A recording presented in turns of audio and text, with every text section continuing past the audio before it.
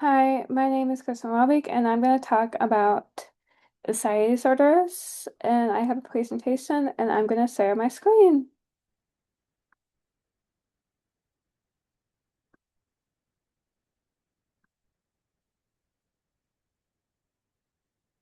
So, as I said earlier, I'm going to talk about anxiety disorders, and I used a textbook from our class, Understanding the Mental Health Problems of Children and Adolescents. So, to give you a brief rundown, the definition of anxiety disorders is a person who shares an excessive amount of stress, anxiety, and fear. Responses include increased in heart rate, profuse sweating, heartburn, headaches, or body aches, gastroid, intestinal problems, and nausea. Types of anxiety disorders include generalized anxiety disorder, panic disorder, social phobias, separation, anxiety disorders, panic disorder, and social phobias.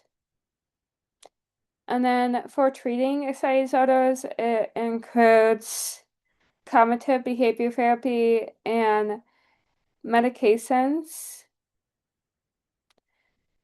Cognitive behavior therapy is where the therapist uses techniques to identify physical aspects and changes the client's thoughts or uses reaction techniques to reduce anxiety.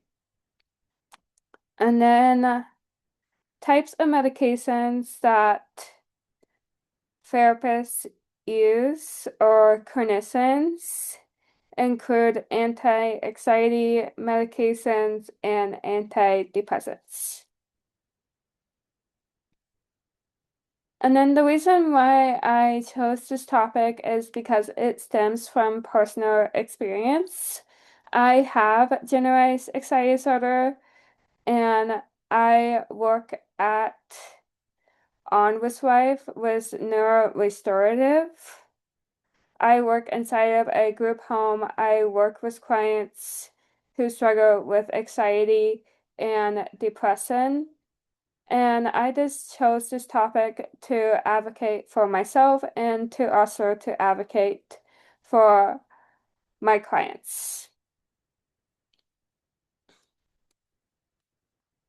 And then stigmas of anxiety disorder include discrimination, embarrassment regarding impairments, perception against others. And then I'm going to continue to talk about perceptions and a resource. So, anxiety disorders are on the rise for children and adolescents who have stressful life experiences, relationship problems, and health problems. Anxiety disorders can be inheritable, and then trauma-focused cognitive behavior therapy uses evidence-based interventions for treating children and adolescents who have experienced abuse, neglect, or traumatic events. This resource has children and adolescents build resilience where therapists create interventions to help clients process their feelings and their emotions to help clients move past their trauma. And then one key takeaway I got from reading about anxiety disorders is that cognitive coping and proceeding strategies have taught adolescents and caregivers by connecting with their thoughts, with their feelings and behaviors. And that is pretty much all I have for you today.